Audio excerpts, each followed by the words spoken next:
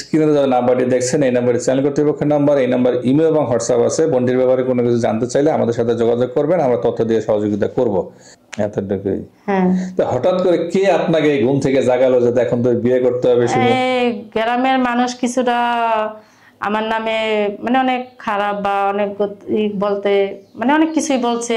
আমি বিয়া বহি না, আমার বোনের পরবর্তীতে আমার বোনকে বিয়া দিতে পারবো না, মানে অনেকই কইছে। তারপরে এক আপুর সাথে আমার পরিচয়, আপুর সাথে আমার পরিচয়ের পর আপু বলছে যে তুই এখনো বিয়া বস না, বা তোর 4টা বোন, ওই বোনেদের কিভাবে বিয়া দিবি। তারপরে আপনাদের নাম্বার ওই আপু আমার দিয়া বললো যে তুই এমন এমন এক ভাইয়ের সাথে। এই আপনি আসার আগে 10টা নাম্বার দিয়ে আমারে কল দিয়েছেন, এর কারণ কি? আমার মোবাইল নাই ভাইয়া, এক কথা, আর আমি চিনি না, এই কারণে এক জায়গায় আমি এক গাড়ি দুইটা ভাইয়াদের চাইয়া ড্রাইভারের মোবাইলটা লই আপনাদের ফোন দিয়া দিয়ে আমি পর্যায়ে আসছি। আমি তো মনে করছি যে আপনি বিশাল কি জানি অবস্থা, 10টা ফোন দিয়েছেন, 10টা মোবাইলে আপনার। না ভাইয়া, আমার 10টা মোবাইল থাকলে তো তাহলে তো আমি 10টা নাম্বার দেন, আমি একটা দিয়ে আমি এই পর্যন্ত আইতাম। এখন দেখি একটাও নাই, আমি তো আসছি যে সেই জায়গায় নাই দেখেই তো ভাই আপনাদের কাছে আসছি যে আপনারা আমার একটা ব্যবস্থা করে দিবেন।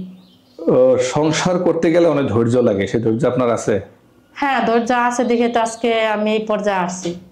ধৈর্য আছে বিদে আপনি আজকে এই পর্যায়ে আছেন। হ্যাঁ, সবাই যে সমস্ত মানুষ আপনাকে বিয়ে করতে চাইবে তারা কিন্তু ভাই 28 বছরের মেয়েকে কোনো অবিবাহিত পুরুষ থাকবে না বিয়ে করার জন্য, তারা বিবাহিত থাকবে।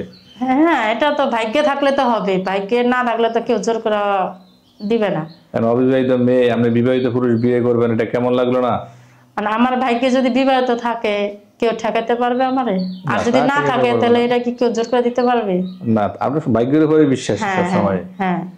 তা আপনার গার্জিয়ান কে থাকবে আপনার বিয়েতে? গার্জেন বলতে হলে আমার বড় ভাই বা বড় বোন বা নাই, বা বাপের আমি এত একটাই করি না। হ্যাঁ, বয়স্ক, মাথায় ঠিক থাকে না, কথাবার্তা গুছা বলতে পারে না, চোখে হাতে একটা খেয়াল করতে পারে না।